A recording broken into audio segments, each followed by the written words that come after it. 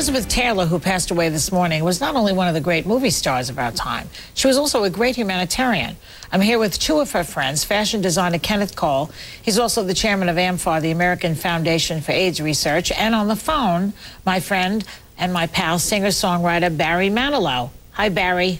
Hey, Joy. Tell me, Barry, how do you remember Elizabeth?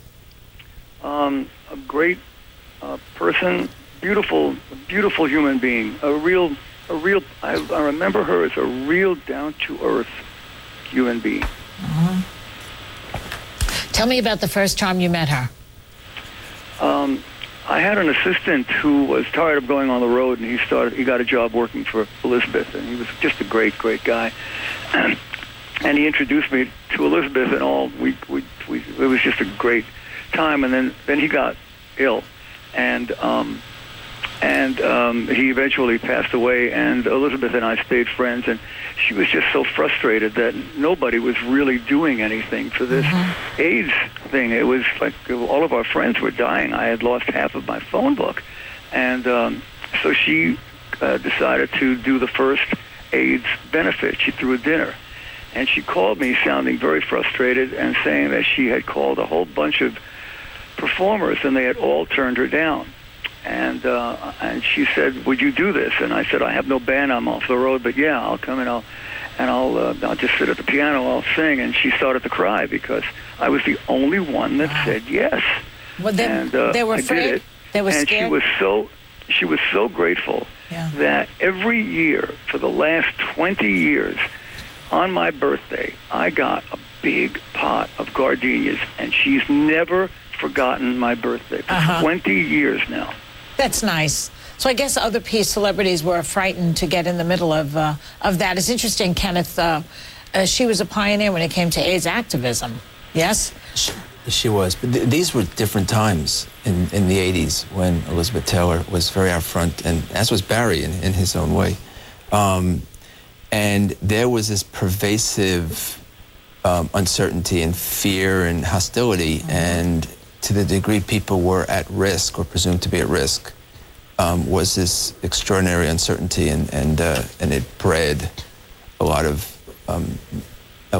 negative emotions pervasively. But Elizabeth Taylor, she was very courageous, and she didn't really, she was inspired. She was a woman on a mission, and shortly after, she felt the need to get involved because few were.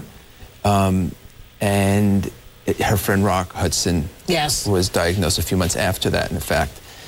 And then that was the last straw, I think. When Rock got it, she was on a mission from that moment on. She didn't like Ronald Reagan's politics. She knew the Reagans, and she's friends with them, I think, but she didn't like his politics. And here's the reason, I think, because the AIDS crisis began in 1981, and Reagan couldn't even say the word AIDS until 1987, after 40,000 people had died from the disease. And I think that, do you think that possibly, either one of you in this case, do you think that possibly Elizabeth forced his hand to actually speak about it eventually? Did she have anything to do with that, Barry?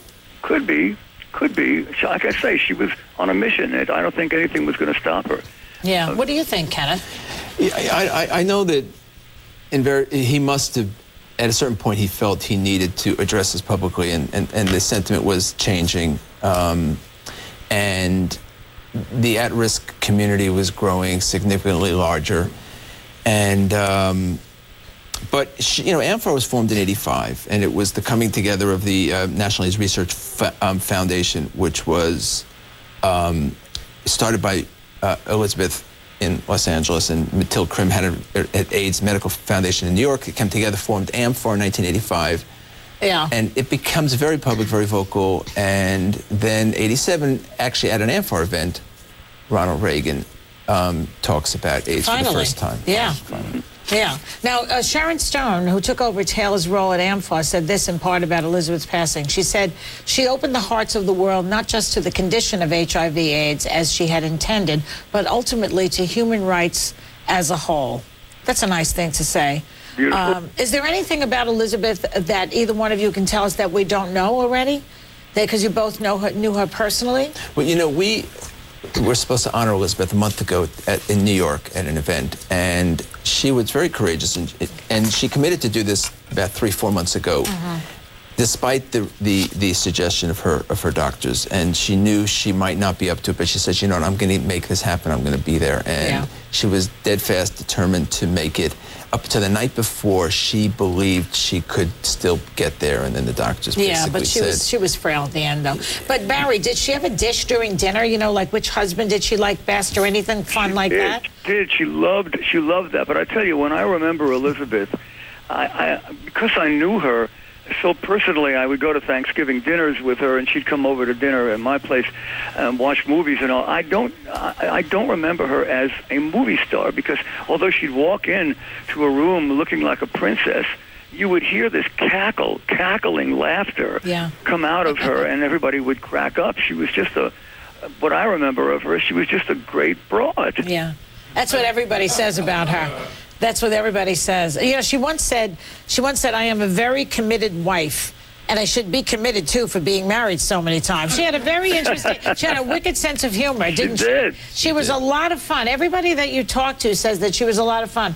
I mean, one dinner, she wore that big Hope diamond that she has, and she made every woman wear it. She passed it around like it was like a piece of candy.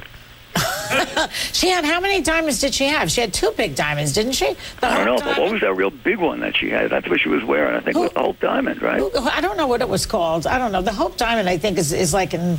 Okay, so it was that real big one. The real big. It was called the real big one. I don't know from diamonds, but it was a real big one. But you know, I mean, I never met her personally, of course, but I grew up with the whole Elizabeth Taylor aura and the whole thing, and the Richard Burton and all of the scandals that went on. You know, it was an interesting period before, you know, all the paparazzi. They ushered in the paparazzi in many ways. The Elizabeth and Richard Burton and that whole thing with Eddie Fisher and everything, which I spoke to Debbie Reynolds about a little while ago.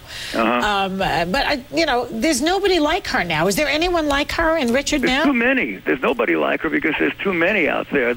She was the only one in those days. They like to put the Brangelina thing in the same category. It's not the same thing. How is it different? It's not the same. It's because she always had class. She was this queen. And, you know, when crazy things happened, it was like a real scandal. Well, Angelina is a classy girl in her own way. Yeah. She adopts all those children, and she's, you know, even though she did have a whole thing with Brad Pitt and Jennifer Aniston and all that stuff, which was equivalent to the thing we're talking about. But I think that they're similar in some way because they're both so beautiful and they're sort of larger than life. She reminds me of her a little bit. Maybe it was because she came from the 40s and the 50s, and I guess in those days you didn't really, you know, you didn't really find all this gossip as much as you do today. Ken, how do you think the world's going to remember Elizabeth? I think they're going to remember her as the last great movie star and one of the great humanitarians of all time. Right. Well, I would assume you agree with that, No, Ken. I agree with that. And also somebody who had the courage and the conviction to act out what she believed in, and she didn't just. She put her money where her mouth was. Right. Really, very inspiring. Very inspiring.